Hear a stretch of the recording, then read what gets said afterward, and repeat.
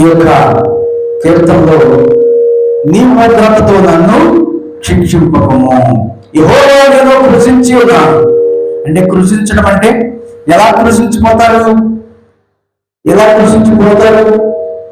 తగినటువంటి దెబ్బను బట్టి, అలాగే వచ్చిన గోడాన్ని బట్టి, అలాగే అప్పులను బట్టి, ఇంకా ఆర్థిక ఇబ్బందులు బట్టి కృషించిపోతారు.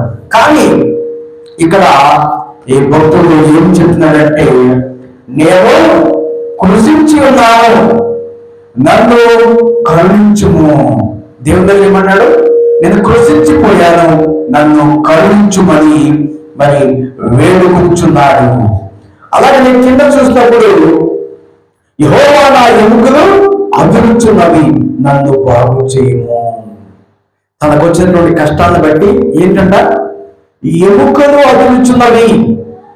ఎముకలు అదరటం అంటే మీ ఎముకలు ఎప్పుడైనా అదర్నియా? ఎప్పుడు అదురుతాయి? ఎముకలు ఎప్పుడు అదురుతాయి? ఎముకలు మనం పడిపోయినప్పుడు, చలి వచ్చినప్పుడు. ఇప్పుడు వచ్చేదేం కాలం ఇది? చలికాలం.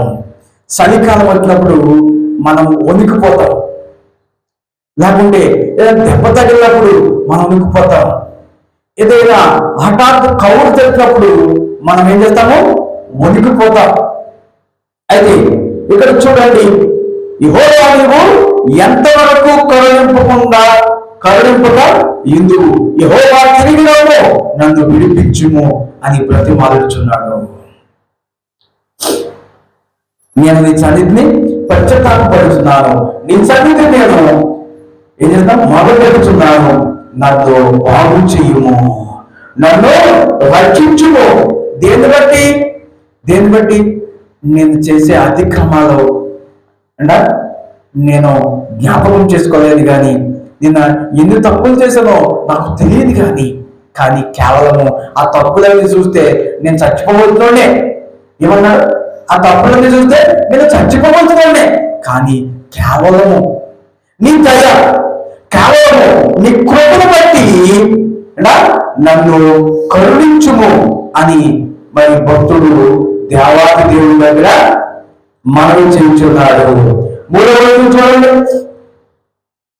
నా ప్రాణం బహుగా అభిరుచున్నది, యెహోవా నీవు ఎంతవరకు కరుణింపకుండా ఉండుము, యెహోవా తిరిగి రమ్ము, నన్ను విడిపింపుము, నీ కృపను బట్టి నన్ను రక్షింపుము. దేని బట్టంట? ఆయన కృపను బట్టి. కృపంటే ఆయన జాలి.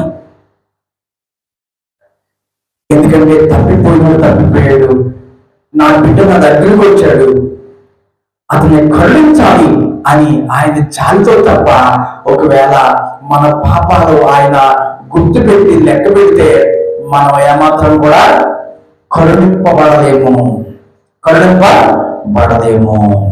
అలాగే 5వ చూడండి, మరణకరమైన వానికి నిన్ను గూర్చిన జ్ఞాపకము లేదు.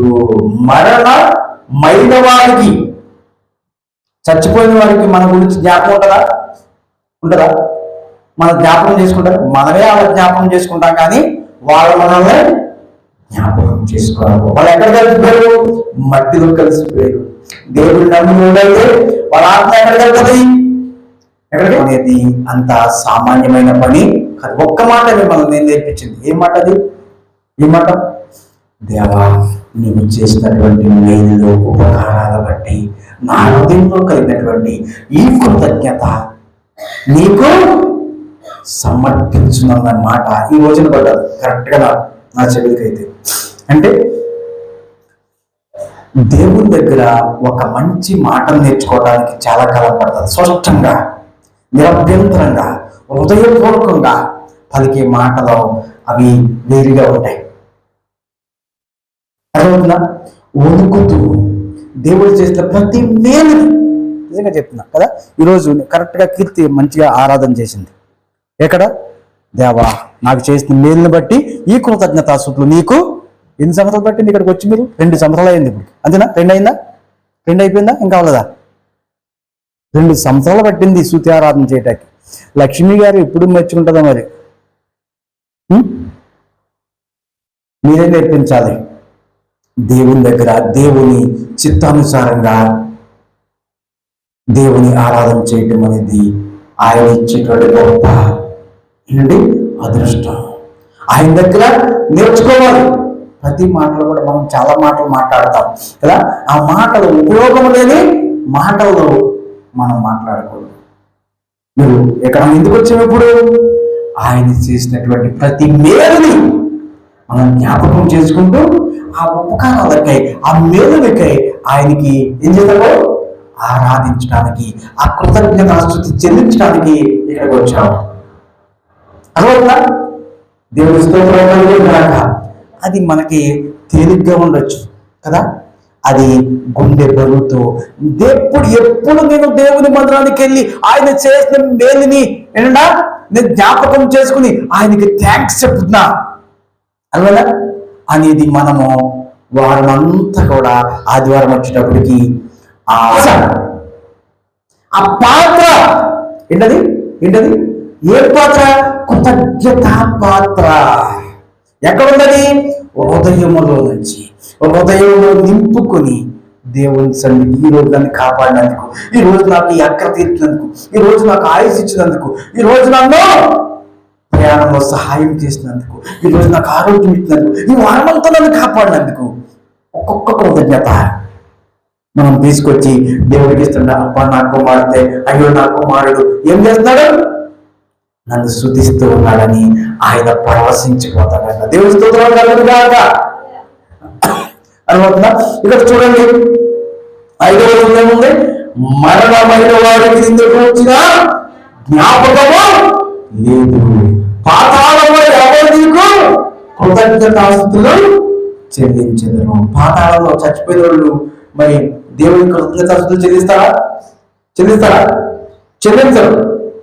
అయితే ఇక్కడ మనం చూసినప్పుడు మరి అదే భక్తుడు అన్నాడు, నన్ను బ్రతికించావు కాబట్టి నేను నీ సన్నిధికి వచ్చి నిన్ను స్తుతిస్తున్నాను.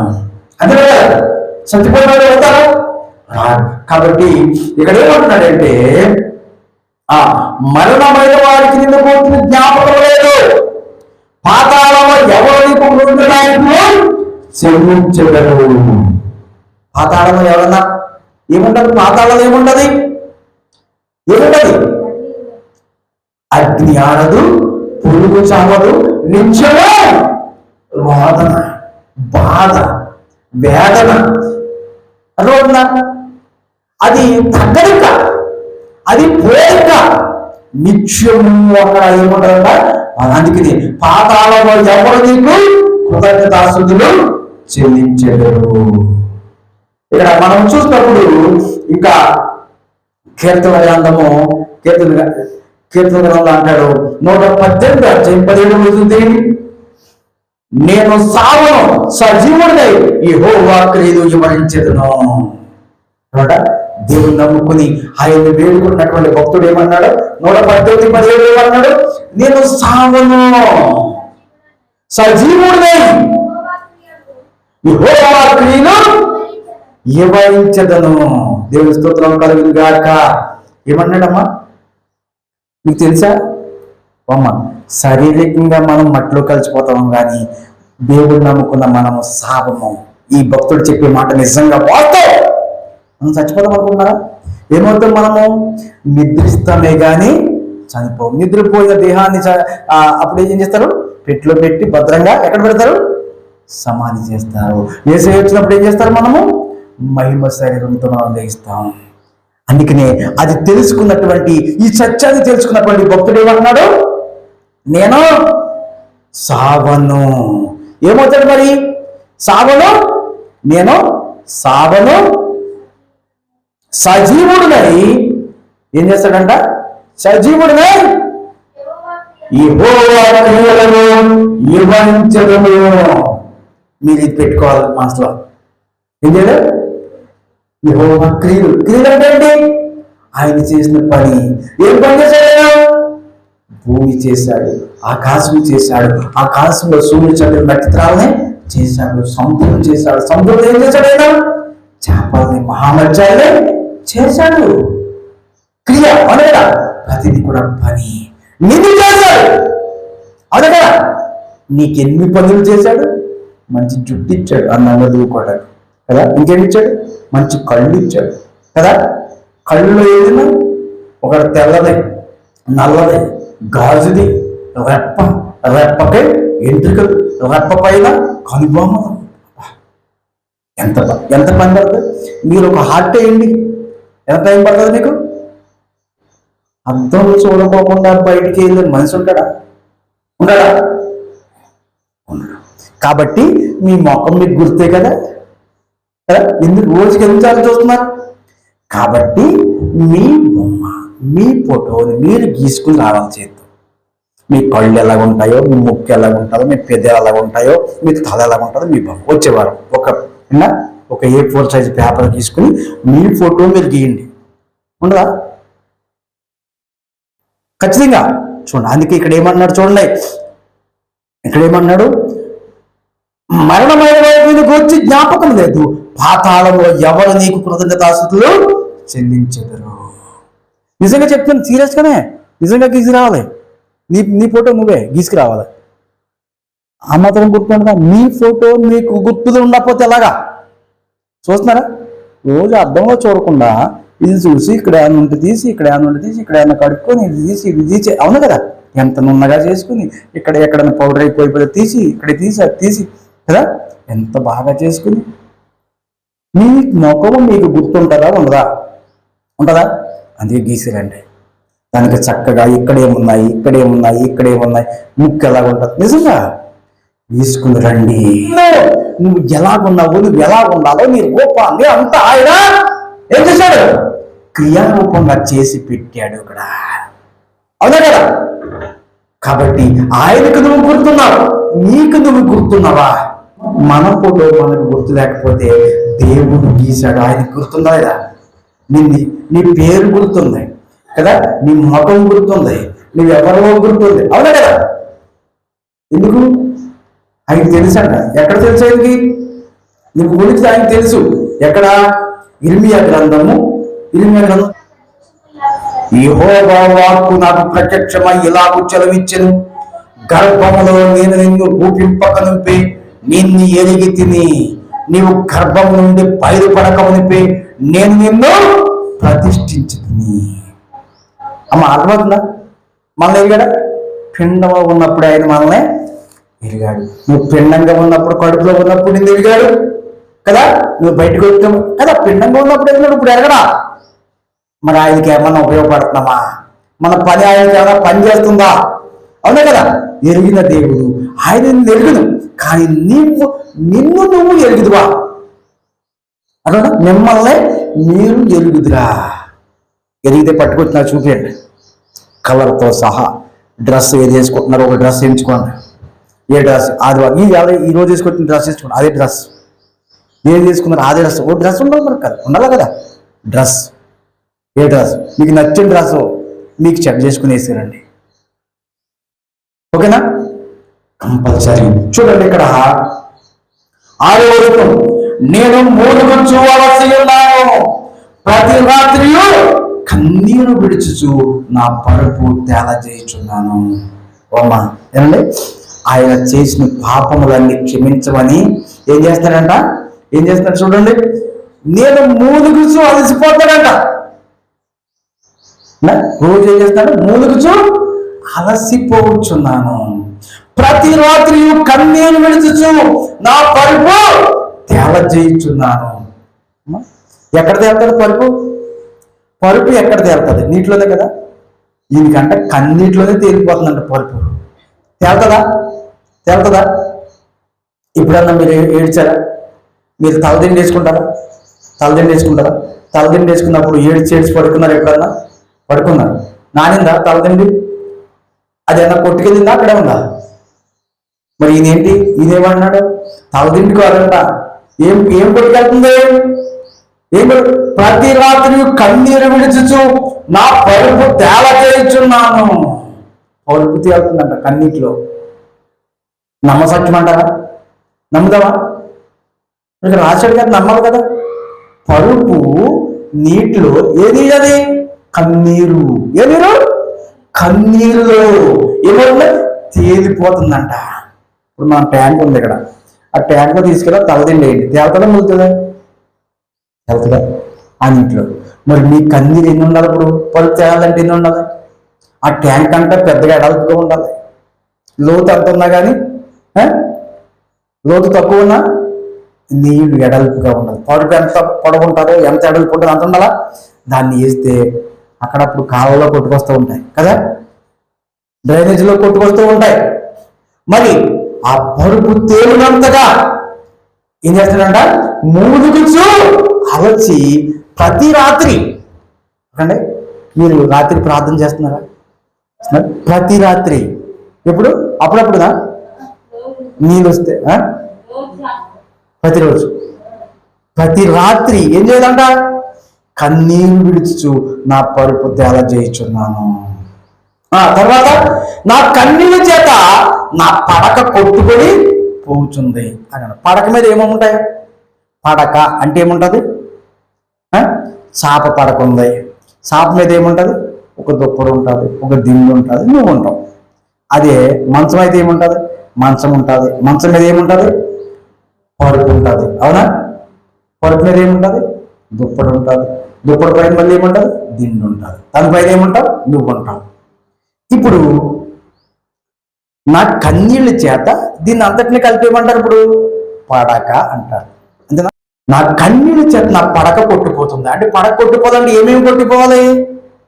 మంచము, పరుపు, పరుపు మీద దుప్పడి, దుప్పడి మీద దిండు, దానిపైన నీవు. అంతేనా? అంత కొట్టిపోయేంత ఏడుస్తున్నాడు ప్రతి రాత్రి. ఎన్ని రాత్రులు ఏడితే ఎన్ని నీళ్ళు వస్తాయి? ఎప్పుడన్నా మీ యొక్క కన్నీళ్ళని ఎప్పుడన్నా ఓ దేంట్లోనే పట్టారా? ఒక ఆయన పట్టాడు. ఎవరైనా? ఎవరు పట్టారు? దేవుడు పట్టాడు. ఎవరి కన్నీళ్ళు పట్టాడు? ఎవరి కన్నీళ్ళు పట్టాడు? మీకు తెలుసా ఎవరి కన్నీళ్ళు పట్టాడు? నీ కన్నీళ్ళు నా బుడ్డులో ఉంచబడినాయి అని చెప్తాడు. ఏమంటాడు? ఎక్కడ? నీ కన్నీళ్ళు నా బుడ్డిలో ఉంచబడి. ఎవరంట? దావీదు కార్చిన కన్నీళ్ళంట ఎక్కడున్నాయంట? బుడ్డిలో ఉన్నాయంట. తెలుసా మీకు? ఎక్కడున్నాయమ్మా? బుడ్డిలో. చూద్దామా, మాట చూద్దామా ఎక్కడుందో. నిజంగా దేవునికి ప్రార్థన చేసేటప్పుడు కన్నీళ్ళు కాచితే ఆ కన్నీళ్ళు వేస్ట్ కాదంట.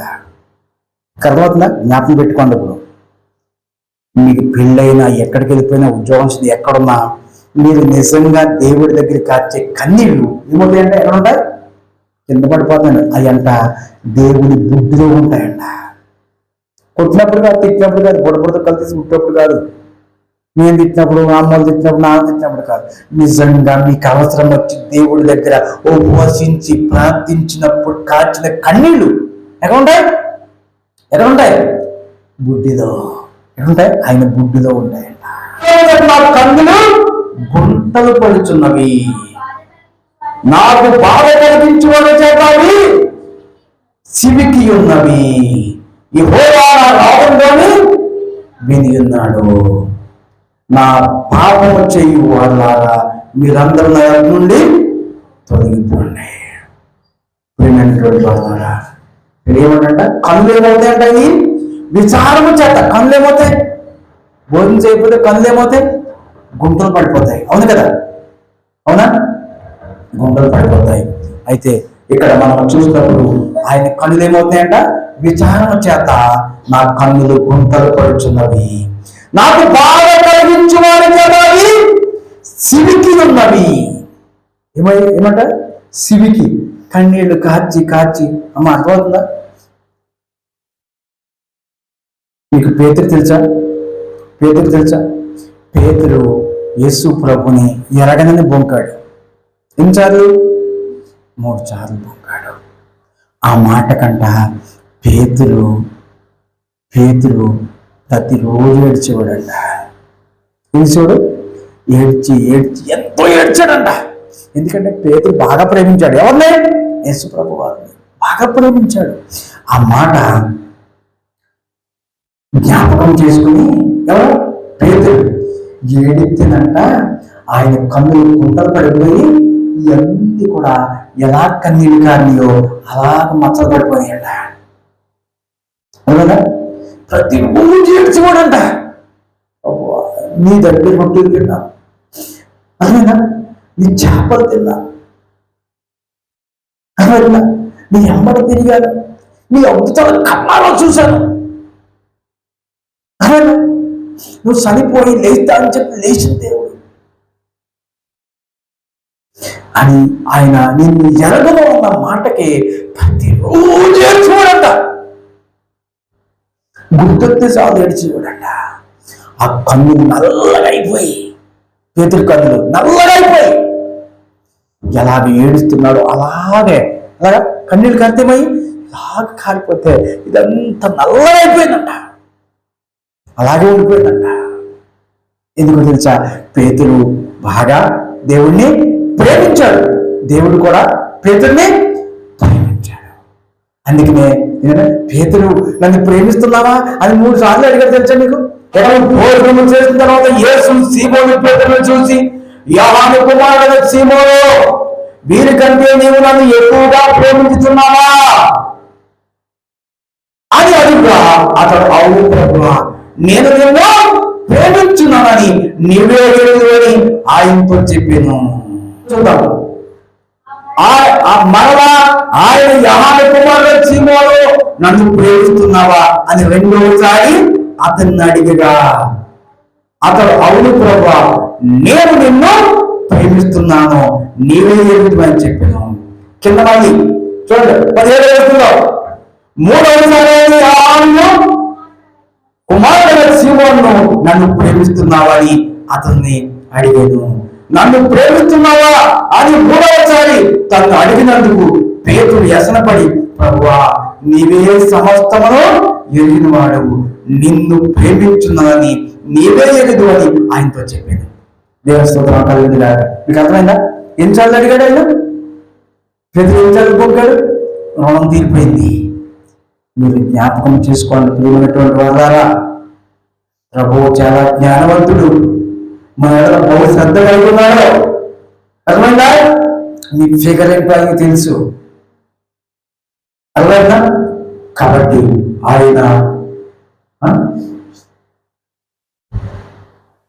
ఆయన మనల్ని ఎరిగిన దేవుడు, నన్ను ప్రేమిస్తున్నావా అని చెప్తే ఒకసారి అడిగాడు, 3 సార్లు అడిగాడు, 3 సార్లు పొందాడు. 3 సార్లు కూడా అందుకే అడిగాడు. ఎందుకు అడిగాడు? అప్పుడు ప్రేమిస్తున్నానంటే ఏమంటున్నాడు ఆయన? 16వ వచనం చూడండి. నా గొర్రెలను నీవు యవ్వనమై ఉన్నప్పుడు నీ అంతటా నీవే నడుము కట్టుకుని నీకు ఇష్టమైన చోటుకి వెళ్ళుచుంటివి. నీవు ముసలివాడైనప్పుడు నీ చేతులు నీవు చాచుదువు, వేరొకడు నీ నడుము కట్టి నీకిష్టము కాని చోటికి నిన్ను మోసుకుని పోనని నీతో నిశ్చయంగా చెప్తున్నాను అతనితో చెప్పాను. దేవుని స్తోత్రం కలుగుగాక. అర్థమైందా? ఇంతకీ పేతుర్ని యేసు ప్రభు ఎంత ప్రేమిస్తున్నాడంటే లెక్కనే అర్థమవుతుందా? ఎంత శ్రద్ధ పెడుతున్నాడు? మనల్ని కూడా అదే విధంగా ప్రేమిస్తున్నాడు. మన కన్నీళ్ళు కార్చాలని ఆయన ఇష్టపడతలేదు. మన పాపాలు మనం ఎన్ని కన్నీళ్లు కార్చినా అది ఉట్టుగా ఎక్కుపడి ఉట్టుగా ఎడితే కాదు, అది దేవునికి నీ మొర ఆలకించినట్లుగా నువ్వు మొర పెడితే నీ కన్నీళ్ళు ఎక్కడ ఉంటాయంట? బుద్ధిలో ఉంటాయి. ఎందుకు పేతురు మీద ఎంత శ్రద్ధ పెట్టాడు? ప్రతిరోజు ఏడుస్తున్నాడు, ప్రతి రాత్రి ప్రభు సన్నిధిలో ఏడుస్తూ ఉన్నాడు. అక్కడ దావీదు కూడా ఏమన్నాడు? నేను ఏడిస్తే నా కన్నీటి చేత ఏమవుతుంది? నా పరుపు తీరిపోతుంది, నా పడక ఏమైంది? కుట్టుబడిపోతుంది. ప్రియమైనటువంటి వాళ్ళ మోకరిద్దాం. రాత్రి కాలం అందు ప్రభు మన కోసం ఎంతగా ఏడ్చుంటాడు, శిలువ మీద ఎంతగా ప్రార్థన చేశాడు. అవునా కదా? ఆయన ఒళ్ళునంతటినీ కూడా గాయాల చేత, కొరడాల చేత, బళ్ళల చేత, మేకుల చేత గాయపరచబడి మా సముద్రాన్ని మారుతున్నాడు కూడా మన కోసం ఆయన ఏడుస్తూ ఉన్నాడు. ఏమన్నాడు? అమ్మ నా కోసం ఏడకండి, మీకోసం మీ పిల్లల కోసం ఏడవని చెప్పిన ప్రభుని మనము మన పాపాల నిమిత్తము మనము ఏడ్చుకుంటూ ఏదైనా అపరాధులు ఉంటే క్షమించమని ప్రభు సన్నిధిలో మనము మొదలుపెడదాం, ప్రభు సన్నిధిలో ఒప్పుకుందాం. అప్పుడే ఆయన పవిత్రమైన శరీరాన్ని మనం తీసుకోవడానికి అర్హులుగా ఉంటాం, ఆయన పవిత్రమైన రక్తాన్ని మనం తీసుకునే అర్హులుగా ఉంటాం.